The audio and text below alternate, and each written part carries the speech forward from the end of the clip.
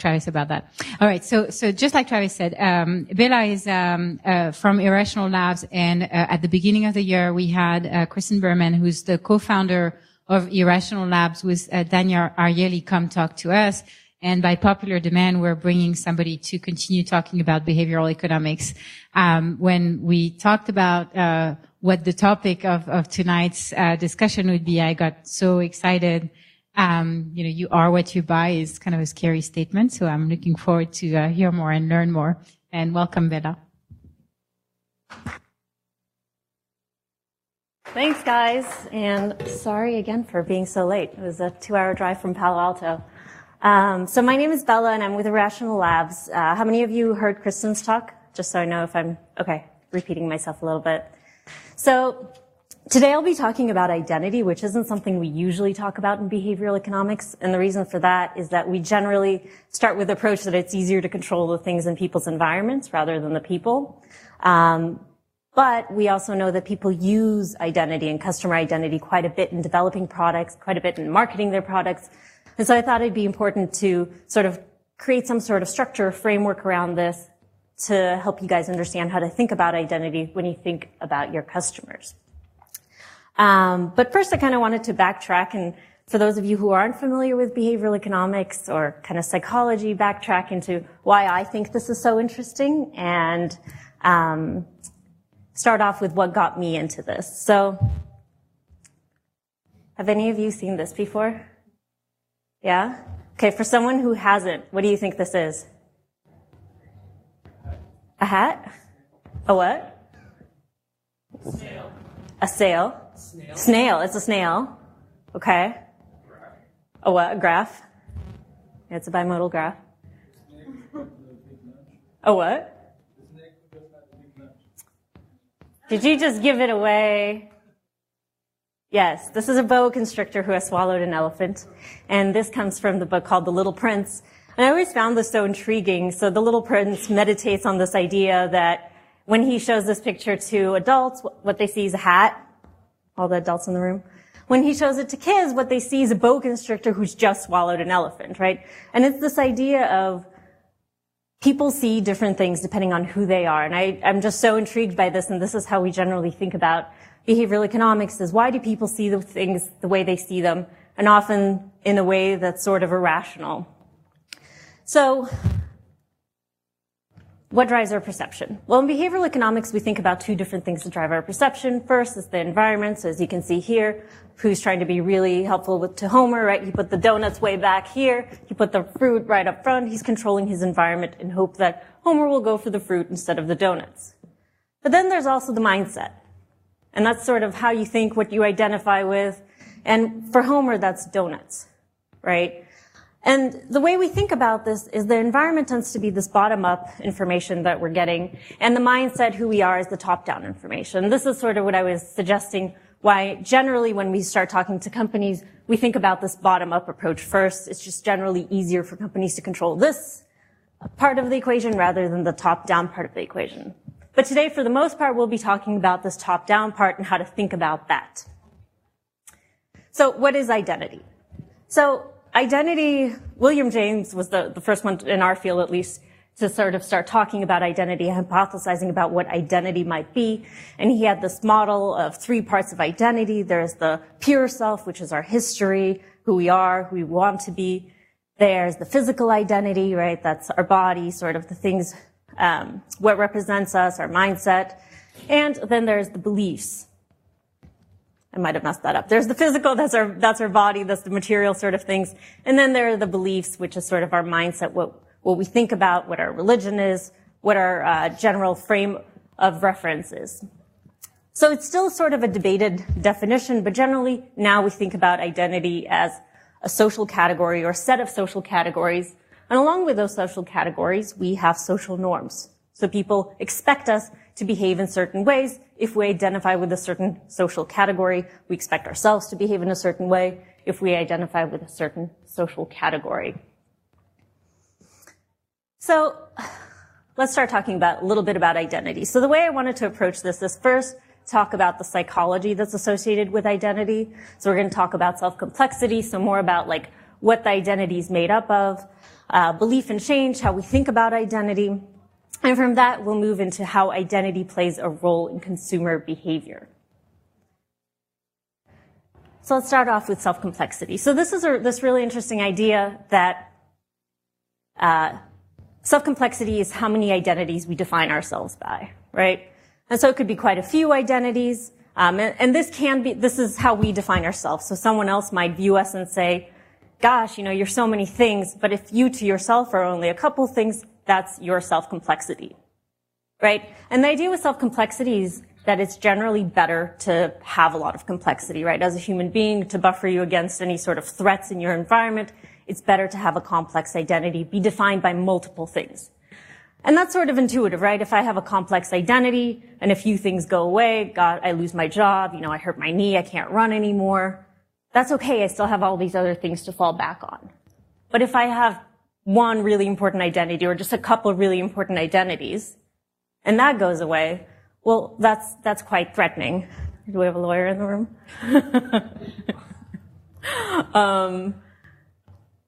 And so the way we think about complexity is the times that are easiest to sort of intervene on somebody is when self-complexity is at its lowest, right? So you're not that complex. And that's because people at this point are looking to sort of redefine themselves or bolster themselves. And so the times for that tend to be childhood. And that should seem pretty obvious, right? Like, when do marketers try to intervene on people the most? Well, it's in their childhood. And there's a reason for that. In our childhood, we don't really have a very clear childhood, adolescence, early adulthood. Sometimes the Peter Pan syndrome sets in, so it's much longer than that.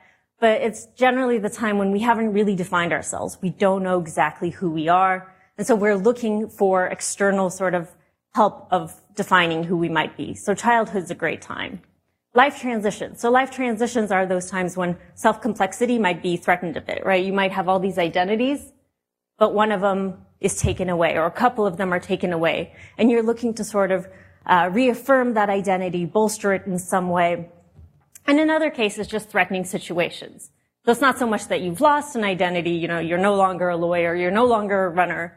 It's like, you're not doing so great in your job, you're not really meeting that mile mark that you've wanted to meet.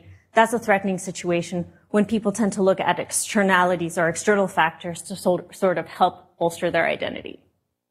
So a great example of this, again, as I mentioned, childhood, so Michelle Obama and this campaign to help kids stay in shape. And this, again, is because we have quite a bit of evidence that whatever habits children develop early in life are habits that persist later in life, right? So a great time to intervene. This is the time when kids are starting to define who they are and who they're going to be for the rest of their lives.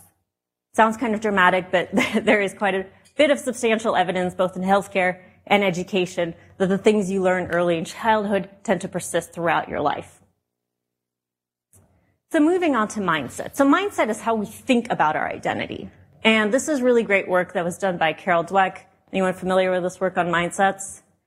Yeah, so this is really cool stuff, really powerful. It has huge effects. And this is the difference in how we think about who we are.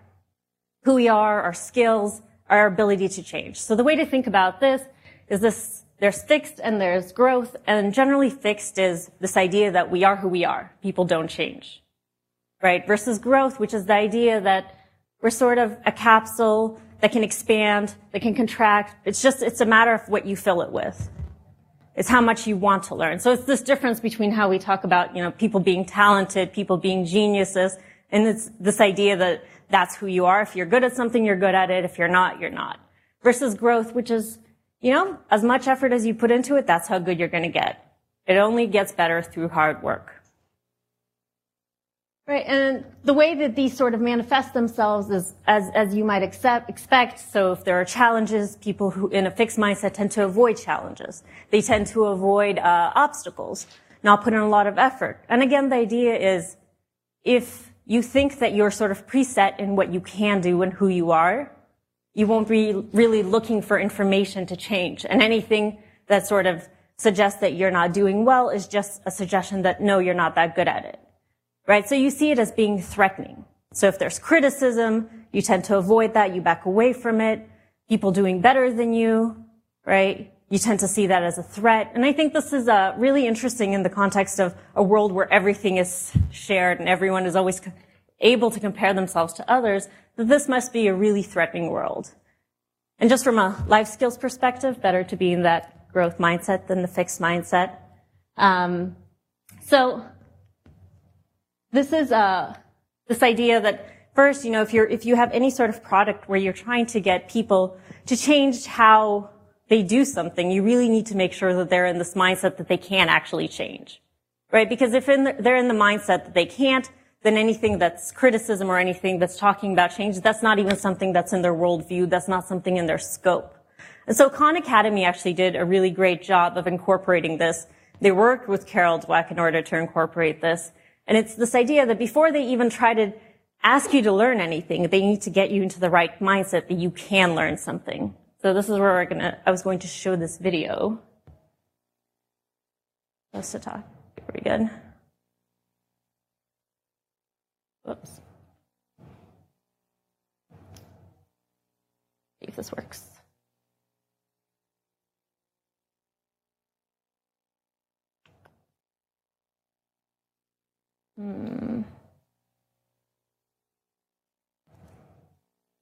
Oh, you guys see my distributions? Great. All right. This might not. Do you know how to connect to? You guys have a password? Oh, internet? Yeah, I think so. Yeah.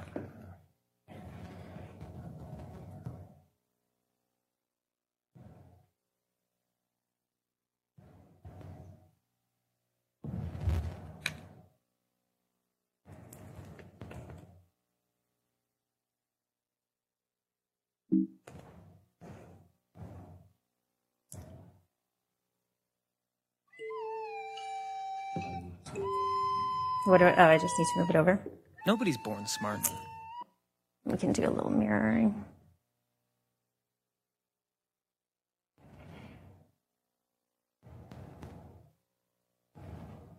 Okay, so this is Growth Mindset, Khan Academy.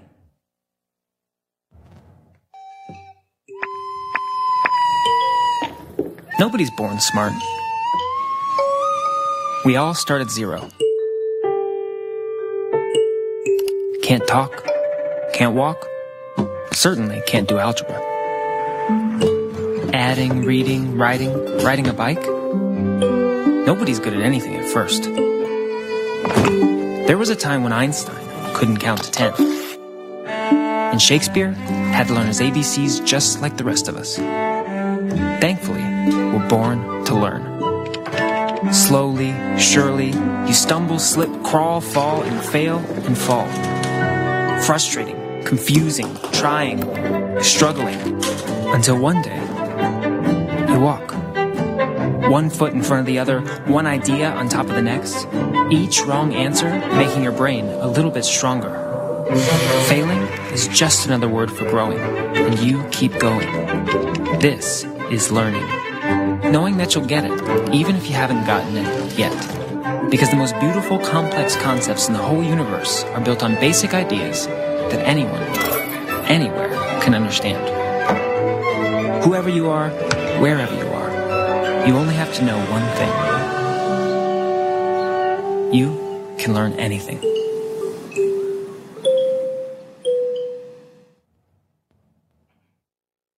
So that's the growth mindset. And again, it's this idea, it's not this general concept of you can do anything. It's that you can learn anything, right? So it starts with the process, and that's a really important part of it, that it's about the process, that there is a difficulty. That there is a difficulty, but as long as you sort of struggle through it, you can make things happen. So I think this is particularly important for any sort of product or idea that you're trying to get people to change, or you're trying to get them to improve at something. This is where this growth mindset comes in, and it's really important that you make sure that your customer has this growth mindset. So far we've talked about self-complexity, which is sort of how our identity is made up. And I think this is a really nice point to sort of understand where your customer is coming from, right? If it is childhood, then really they don't have a very well-developed identity. So that's both exciting and kind of scary because you can intervene on that. Mindset. Where's your customer coming from? What are they thinking about? If they're not even thinking that they can change and your product is something about change, well, gosh, first you need to change that mindset and get them to even think about that before you can get their attention for your product. So now moving on to this idea of you are what you buy. And the way that we talk about this in consumer behavior is the extended self. And this is really interesting work that came out in the early 60s, more like anthropological philosophy rather than psychology. And it was only actually fairly recently that it started being researched in terms of behavioral economics and psychology. So it's this idea that objects become appropriated as part of yourself, right? And there's evidence for this in examples where something is stolen from you, and people talk about it as though a part of themselves is lost when they have to give something up. So a lot of times you see these really emotional exchanges at pawn shops when people have to get money for their things, right? It's as though they're giving up a part of themselves. Vandalism, things that are yours being taken advantage of, vandalized. That's as though it's been done to yourself. And if you look at the way people talk about this, this is the way they'll talk about it. It's not just as if some external object has been vandalized. It's as if they themselves have been hurt in some way. And more anthropological evidence, this is really interesting, right? Some cultures, there's evidence of people licking things in order to appropriate things as their own. Or when conquering an enemy, they'll write their enemy's name on a piece of paper and eat it, right? It's as though you're like taking it onto yourself.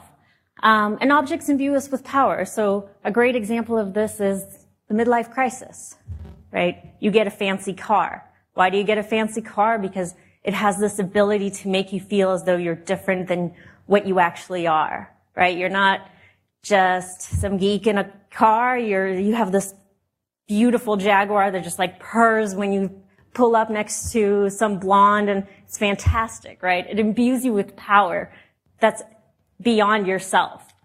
And objects associated with others, right? Of course, these sort of heirlooms that we have from our relatives that we're so hesitant to let go even after they pass away because it's an extension of that person that we hold on to, which suggests that there's this really powerful connection between who we are and the things that we have. And I hope the power of that stays with you because it is so important. If you are creating a product for someone and you expect it to be this powerful, well, the onus is on you to make this a positive experience for someone, right? To make this an experience where someone grows and someone becomes a better person, a better example of themselves. So possessions are extensions of ourselves. They're an extension of who we are, who we want to be, who we were, who others were. And so in this way, they're quite important to us.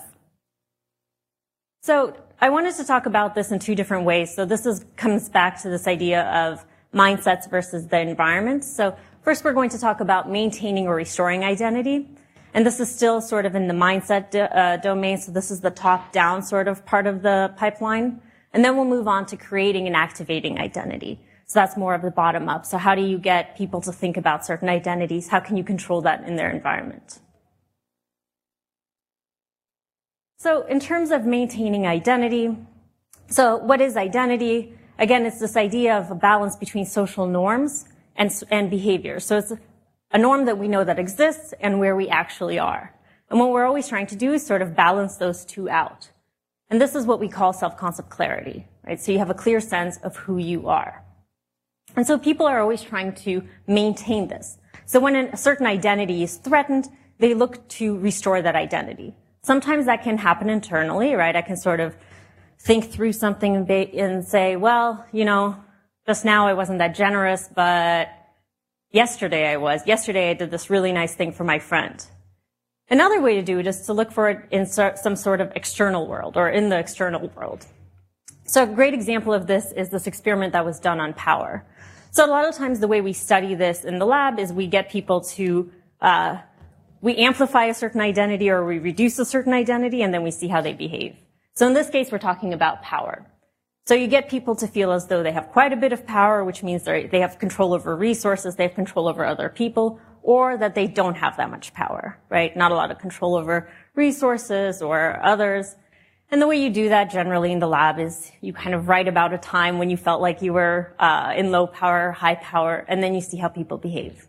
So the question here is, you're made to feel as though you're low power or high power, and then you're presented with various high status items, right? Briefcase, fancy pen, cufflinks. And the question is, how much are you willing to pay for these things? The idea being that if it's a threatened identity and you're looking to restore it, you should be more willing to pay for these external ways to justify that you are, in fact, a person who has control, who has power. And in fact, that's what happens, right? People who are in the low power condition are significantly more likely to say they'll pay quite a bit for these power-related items than someone who's in high power, someone who already has that identity, who doesn't need to restore it. So this is very domain-specific, right? So I'm feeling low power, and I'm looking for powerful objects or powerful products in order to restore my identity. But this doesn't have to be domain-specific, and it can also extend outside a specific domain. So self-certainty. So this is kind of getting back to this general idea of self-complexity. And sometimes we just have a sense of, gosh, like, I just don't know what I stand for, right? And it's not that you can say, oh, it's the specific identity, like, you know, I'm just not sure if I'm being a good wife. It's just general sense of uncertainty. And this is a really funny way that they do this in manipulations of self-certainty. So the idea is you write about your values, and you're either using your dominant hand, so for me it'd be my right hand, and I would write about my values, what I stand for, and etc. Or I use my left hand, and I'm writing about my values, right? And the idea is that if you really believe something, and then you're all of a sudden having to write with your non-dominant hand, and you can sort of barely do it, you sort of start extending that and saying, oh man, maybe I don't really stand for all these things. I'm having a really hard time getting this all down, right? And so this is the way we manipulate self-certainty. And then you're presented with a few options. Do you want a subscription to the Wall Street Journal or to a trashy magazine? Right? And the idea is that there are some identities that we like to present to the external world. Loving trashy magazines is not generally one of them. However, the sort of highbrow choice of the Wall Street Journal is. And so the question is, you know, if you're sort of feeling self-uncertain, how do you want to present yourself? Probably in a positive light. And here you're given the opportunity externally to do this. So what do you choose? Well, you go for the Wall Street Journal when you're feeling sort of self-uncertain. And so the idea here, right, it's no longer within a specific domain. It's not that I know, oh, I'm not feeling very intelligent, and so I'm going to go for the Wall Street Journal. It's generally, I don't have a clear sense of who I am. I don't know what I stand for. And so I'm going to go for the virtuous option, or the option that is externally good, that I could go to someone else and say, yeah, I got the Wall Street Journal, and they would understand that this is the virtuous choice, this is the right choice. And so a great example of this, and I don't know if it did this on purpose, but it's this idea of like, who are you appealing to when you're selling a health product? So someone who wants to be healthy. Right? And a lot of times, yes, some people are actually already healthy, but most of us kind of, you know, there's still room to grow. There's still room to go. And so what do? They could have just said, you know, any number of steps, you preset the number of steps, or they could have said, you know, 100,000, just like aim high, go for it. But instead what they set is 10,000 steps. Now 10,000 steps it's a little bit above the average amount that people generally walk in a day. And the idea is that you don't, about 5 miles. But you don't want to set a goal so high that people aren't reaching it. It's high enough that your product is associated with being a healthier person. It's more than you usually do, but it's not that much more, right? And so right away, you're sort of matching that identity of being a healthy person. Another great example is of the products that sort of help you cook, right? You're the type of person who likes to come home and make dinner, but you don't have time to go to the grocery store. You don't have time to look up recipes. And so this sort of gives you all the parts you need to still feel as though you're the type of person who cooks a home-cooked meal. A great example of this is when cake mixes first came out. So cake mixes, you know the story? Yeah, cake mixes were originally, it was just powder, and all you did was you added some water. Mixed it up, put it in the oven, done. And it just didn't sell, right? And the question is why, you know, what's going on? And it turned out that people weren't feeling like they were actually creating something themselves. It wasn't a home-baked pie or cake. It was just store-bought. So what did they do? They took out the eggs, took out the oil. Now you not only have to add water, you also add a few eggs, you add some oil, and now it feels as though you made your own cake, right? So it's this idea of matching an identity, which is sort of counterintuitive because you would think like, let's make it as easy as possible for people. But at that point, it's no longer their effort. It's no longer them. It's someone else's identity of being a cook. Okay, Cupid. How many questions did they ask? 300 plus questions. That's crazy, right? When I think an article recently came out, they only need 4 of the questions to actually match you with someone else. Yet they have 300. Oh, why is that? It's because it's sort of an uncertain time. You're trying to find your soulmate, right? And you really want to explain to them who you are. You're trying to like really explain your identity. So you need those 300 questions to really tell people who you are, right? Same with gender. I don't know if any other site has as many genders as OkCupid, right? But it's this idea that, again, in a sort of uncertain time, you want to explain exactly who you are. Which is not to forget also group identity. So these were sort of all individual identities, but there's also a group identity. So a great study with this that was done, it's actually done at Stanford with a couple dorms, and there was the kind of cool dorm, the geeky dorm, control dorm, cross campus. And so what they did is they introduced these, at the time these were cool Livestrong bracelets, and the cool dorm was wearing them for a week, and then a week later they introduced it to the geeky dorm. And they look at the rates of wearing of this wristband. And what they see is it drastically goes down. 32% for the experimental group. So the cool kids, 32% of them took off these bands as compared to the control group, which was across campus, only 6%, right? So it's not just a matter of, they got sick of the bands. No, it's this out group that started wearing these bands, and they no longer wanted to be associated with that group. Which brings us to the question of, can something become too popular? Yes, it can. Burberry is a great example of this.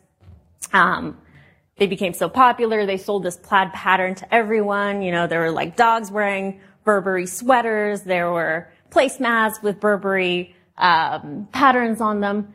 And it lost its cachet. It was no longer an exclusive brand. If anyone could have it, then it's not so special that I have it. Another example of this is actually work I've done, the meaning that people derive from ratings. Yelp. So the idea here is that same average rating, but there are different distributions of ratings, right? What do people derive from that information? Well, when it's a sort of a self-expressive product, these Neato Angry Bird shoes, then you want a product that has sort of a bimodal distribution. And the reason for that is that you can say, yeah, I love it, but some people hate it. Whereas if you associate it with sort of a unimodal distribution, well, you're just like everyone else. So for more functional products, that's okay for us. For self-expressive products, we prefer these bimodal distributions. And this brings us to this idea, how do we balance our individual identity with our group identity? And this is called optimal distinctiveness. So the idea is you still want to be part of a group, but you also want to be an individual. So you're somewhere in the middle. That's your optimal distinctiveness. Part of a group, yet still an individual. So a great example of this is this experiment that was carried out.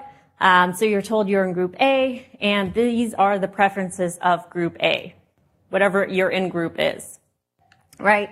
So what you can see is most of them tend to prefer BMW. And then within the BMW, 60 of your in-group prefer the silver, and 17 prefer the black. So the question is, what do you prefer? Right? So which of the 2 brands do you think people prefer? That's right. Yep, BMW, because it's part of your in-group. You still want to be part of your group. They must have something to say about the quality of this car. And again, this is sort of, you also have this really important domain of quality. And then you get into the colors. It's not as clear, it's not that black is better, objectively better than silver. So which one do you think people prefer out of these 2? Black, exactly. And this is this idea of, went too fast, of optimal distinctiveness. You're still within your group, and yet within your group, you're going for the distinct choice. And this is a great example, again, Nike and their running pants, right? It's still Nike. You can choose this. It's a great quality. Everyone knows that you're the type of person that wears Nike, but you're cool. You're unique. You wear these shiny pants. So moving on to creating or activating identity. And I think this is really interesting. And we've already touched on this with these sort of manipulations of power, with these manipulations of self-clarity. It's sort of externally getting people to think about certain identities. So first, to talk about this, we need to talk about the working versus the active self-concept. So we talked about self-complexity, and self-complexity generally reflects sort of the identities that we can think about in the moment. If you ask me who I am, I'll talk about those things. Those are things that readily come to mind to me. But then there's also the working self-concept, and that's sort of everything that I am that may not readily be salient to me or important to me. And what's readily salient or important to me is the active self-concept. So that's whatever is activated at the moment, right? And this is the idea of the external environment being able to activate certain identities, and then we try to match those identities or try to behave in ways that are compatible with those identities. Right? So for example, here, we activated these specific self-concepts. There's a lot of other things, you might also be a student, you might be all these other things, but at the moment, these are the things that are active for you. So again, this is where we're getting more into the environment and how you can activate people's self-concept. So again, an experiment that was done with this, people were either told to talk about how their connection with their parents has strengthened their relationship with their family, or how their relationship with their parents has made them become an adult. And then they were presented with a phone, and it was framed as staying connected with the ones you love. And the question is, which group prefers this phone or is willing to pay more for this phone? And it's the one, of course, that was, these should be switched. It's the connection identity, not the individual identity. So the idea here is if you activate first, you activate the identity of being connected to people, right? You're talking about how your parents, what loving relationship you have with them. And then it's framed as this phone to help you keep in touch with the people you love. Well, this identity is already activated. And so you bring in a product and you frame it in a way that matches that identity. So this is actually what I study, age, subjective age specifically.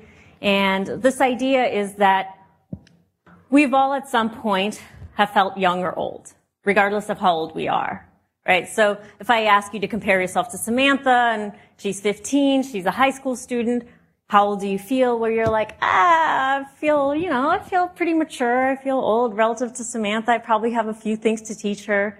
Whereas if I ask her to compare yourself to Samantha who's 80, you're like, well, I still have a long life ahead of me, and Samantha probably has a few stories of her own to share with me, so I feel relatively younger, right? So the way I tend to manipulate this in my studies is simply giving people feedback about other participants who are either younger or older and asking them to put in their own age. And what I find is, I study this across a variety of different domains, but generally what we know is that the older people are, and this is their actual age, the more giving they tend to be, the more pro-socially they act, the more they care about others. And what I do is, by activating people's identity of feeling older, I get them to behave in a similar way, right? So this idea, again, of activating an identity, and then people behave in line with that identity. It may not be something that's readily apparent to them. Had I not activated this, they would all act the same within the same age group, but simply bringing it to the top of mind, you get them to behave in line with that identity. This is also apparent in social class. So a lot of these measures we're actually starting to realize that these more subjective sense of who we are, so like how old I am, what social class I'm in, are better predictors than our objective measures. So how much I actually make, how old I actually am. So for example, again, if I ask you to compare yourself to a CEO versus a farmer, your relative social class is very different compared to those two people. Depending on who I present to you, you're going to feel rather different. I think Dove does a really nice job of this, that they sort of present you with identities, but really it's kind of obvious which one you're going to go for. Do you want to go for flawed or flawless? Flawless, right? And so it's this idea of activating a certain identity for people. You're more beautiful than you actually are. See, this is how you actually look. This is a really lovely way of activating people's identities. Packages, I think this is a really nice one as well. People aren't really sure where they belong, and they want to feel as though they made the right choice. One way to do that is to pair packages of a product with a specific identity, right? Well, I'm a budget starter, right? There's nothing negative about any of these identities. They're all great. And as soon as I pick one, I start defining myself by it. Yeah, I'm a person on a budget. You know, I'm a smart spender. I don't want to spend quite so much. Or maybe, you know, portfolio builder. Big guy, I'm ready to spend some money. Right? So this is a really nice way of doing this. A lot of times the way companies go wrong with this is that they're not mutually exclusive sort of identities, and so people get confused and they're not entirely sure which identity they should associate with. You know, if you're building a running shoe and you're like, are you creative or are you a great runner? It's like, I'm both, you know? So it's very important to sort of have these be identities that can be mutually exclusive. So, what we've talked about today, talked a little bit about the psychology of identity, right? So what is identity? It's defined by the identities that we see in ourselves, sort of our self-complexity. The less complex we are, the more we look for external factors to intervene and help us build our identity. And of course, that only happens when people generally think that they can change. They have this belief that there is room for growth, and that's a growth versus fixed mindset. And then there's creating or maintaining or restoring identity. And again, that's when people are generally threatened. They feel like they're not quite there with their identity. That's where they're looking for more information to help them grow, to help them match that identity. And then creating or activating an identity. It's a little bit harder to create it, but you can certainly activate it. And there's so many identities, as long as they're sort of virtuous, people want to associate with it. So as long as you bring it to top of mind and then match a product to that identity, you're activating that identity, and you're matching the products to that desired identity. So self-complexity, the way I would think about this is, who is your customer?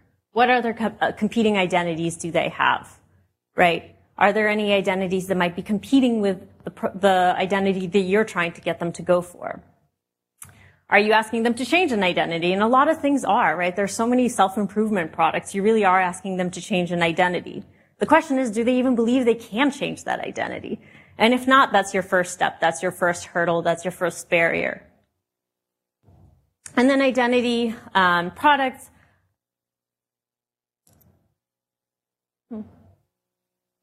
Whoops. This is for the previous slide. So creating identities and maintaining identities. So the idea here is, are they threatened in some way? Don't pay attention to the text here. Are people threatened in some way? Are they looking to restore an identity? And if so, how can you provide them the option to do that, right? So think about Fitbit and you're trying to match that healthy identity. Well, you give people a mark that they can actually achieve, right? Achievable goals is a great example of doing that. Or activating identities. You want people to rise to the occasion. Can you bring that identity to top of mind? So that's a way to think about creating or activating identities. So with that, I will conclude and remind you to be very careful when you're dealing with people's identities. Thank you. Any questions? Yeah. In the Fitbit example, Mm-hmm.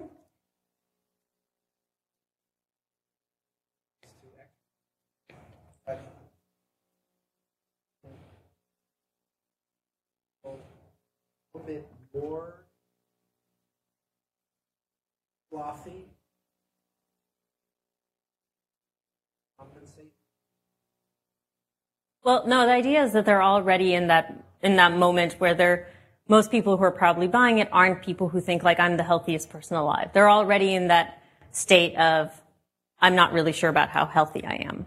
So it's not that you need to activate that, they're already there, right? And the Fitbit is a product that helps them compensate for it. And so what I'm saying is, if you set a really high goal there right away, they wouldn't be able to match that identity. The Fitbit wouldn't help them actually feel as though they're a healthy person. But by creating a goal that's actually, it is something they have to work for, so it's not going to be a total lie that they're, not doing a whole lot. They have to work a little bit harder than they usually do, but then they reach that goal and they can say, I'm feeling healthier. This product is making me a healthier person. Does that answer the question? So no, I wouldn't advocate necessarily making them feel like crap about themselves before selling something to them. Any other questions? Identity questions? Identity crises? Yes? Yeah.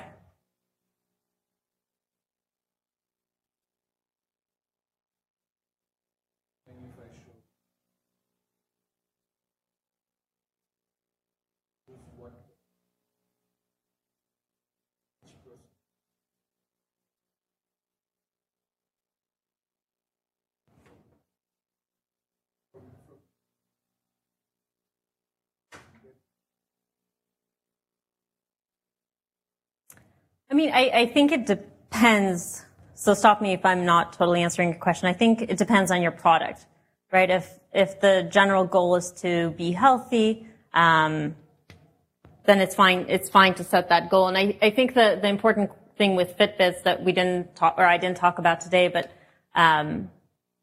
something that we generally talk about when we talk about behavioral economics principles is that it's a default. So I'm not saying that Fitbit doesn't allow you to increase the range, the number of steps that you're doing per day, but the default is one for sort of an average person, which is, I'm just trying to become healthy, right? There are these other options of like, if you're an athlete, you can set it at something else. So it can be a combination of both. I think with the Fitbit, it's a great example of one, using an identity that most people are probably coming to the product with, and two, of using defaults. Does that answer your question, or are you getting at something else?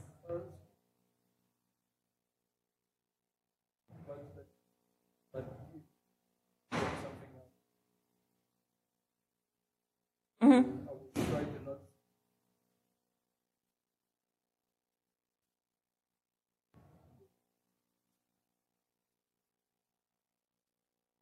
Mm-hmm. Professional one, blah, blah, blah. Right.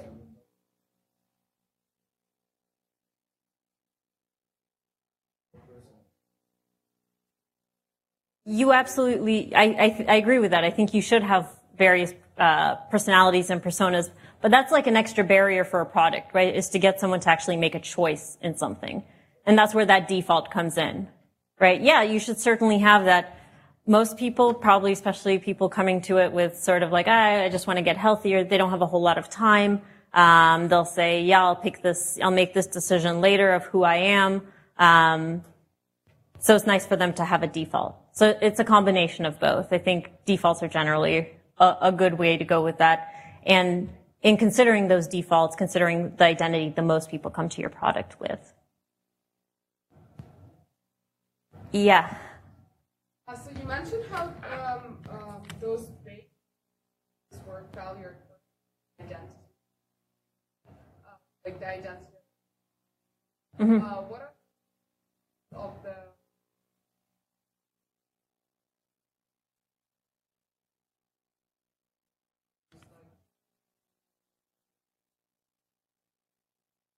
What are examples of that? are there any? I'm trying to think. I feel like I see them all the time where people are sort of defining,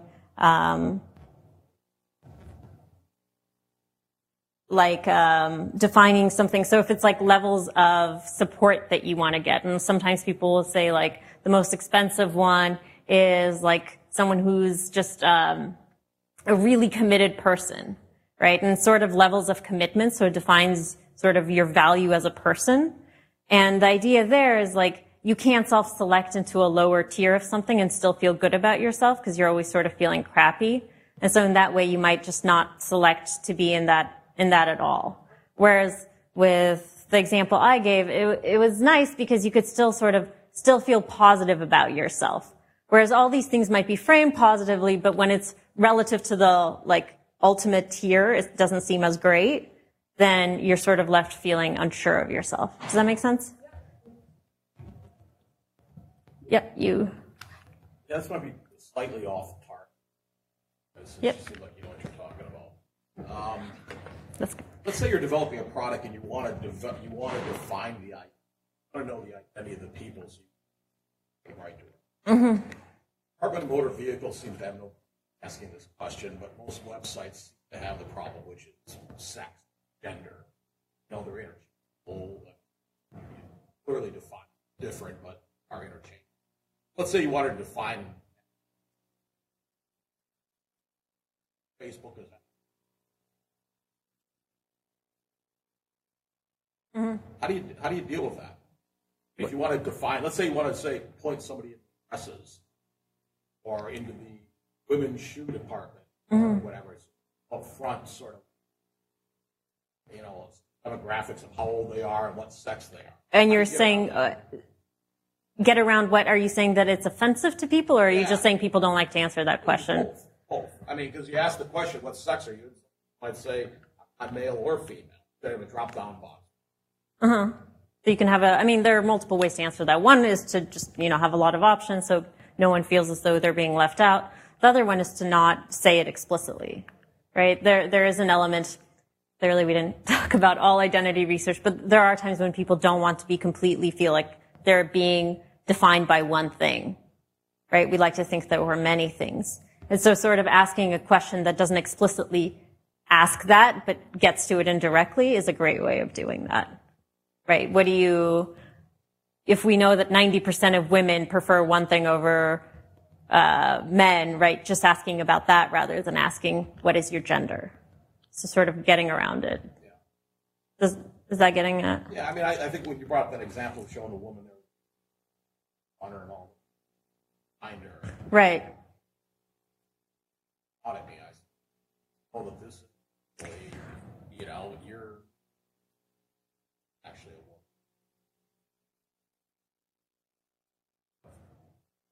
Project right now. Who your customer is? Well, trying to define exactly what you're doing. Yeah. Put them in a category. Right. So another way of doing that, I think, again, as I said, the reason we don't often start to talk about identity right off the bat with behavioral economics, like when we come into a company, is that it's a much harder thing to control. And so what I would say is to go to that latter step that we talked about, which is activating an identity or creating an identity. And that's more of like, what do you want your customer to be?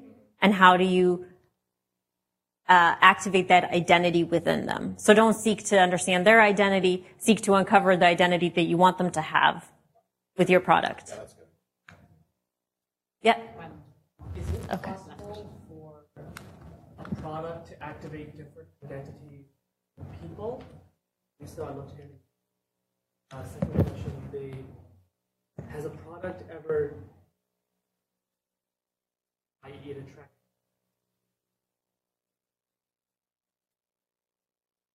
a different? Sure. So to answer the first question, certainly, I think usually it's probably more like gradations of an identity that it can track differently. But I think it's not an entirely different identity. So take the Fitbit, for example. You might just be that identity might get you to think about the fact that you're a person who does good things for yourself, you're doing good things for your family, versus like you're training to be a triathlete, and that's going to get you closer. So I think usually it's more gradations of identity than completely changing identity. And the second one? That aligned itself.